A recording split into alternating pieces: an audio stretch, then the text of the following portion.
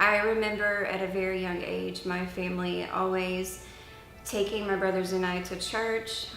I think some of my fondest memories are of my dad reading the word with us and my mom praying over us and just really getting scripture and prayer embedded into our hearts. I remember when I got saved.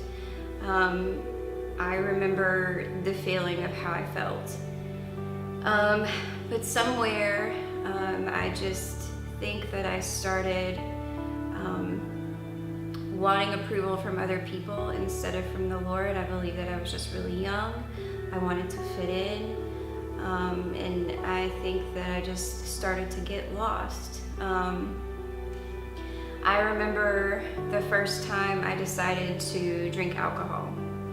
I thought that I was fitting in. I was with kids who were entirely too old for me, but I felt like I fit in there, so that's where I wanted to stay. From there, I think it just went downhill. I remember when I tried drugs for the first time. I was smoking pot with my friends, hanging out with the wrong crowds, and from there it was just a mess. I worked that path and stayed on that path for over 14 years. The fear of rejection that I felt, I put on my children. I destroyed everyone's life around me. I remember feeling just lost. I felt shame for the things that I had done to my family and to my kids, broken marriages. It was bad. I remember my brother, I came home, I would always go to his house to stay when I needed to get away or I had made a big mess at home. I always called it just my place of refuge. So I remember we were standing in the kitchen and he told me about going away and getting help. And I told him I'm good, I have it under control, but I didn't. From there, it just continued to get really bad. At that point, I had 3 kids, 2 kids that I had barely had a relationship with, a little one that I had and I loved all of them deeply, but I just didn't know how to be a mom. I didn't know how to be a person because I was running from the Lord the whole time. I'm a good runner.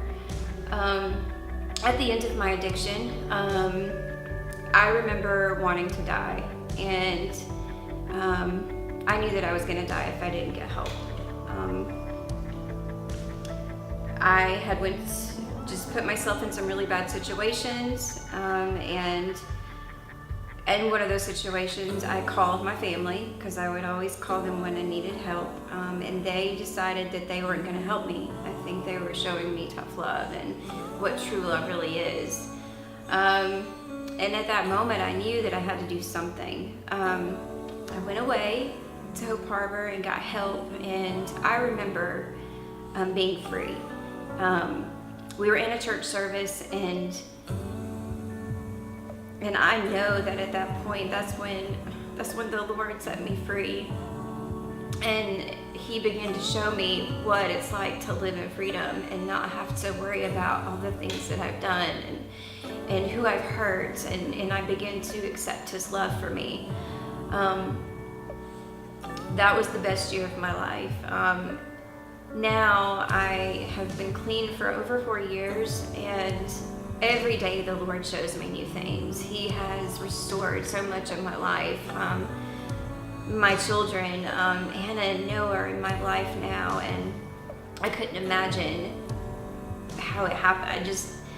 The way that it happened is beautiful, and only the Lord could have done. He opened doors for me that no one could have opened, and I've watched Him work miracles in my life, all because He pursued me and He was relentless, and I surrendered, and here I am today.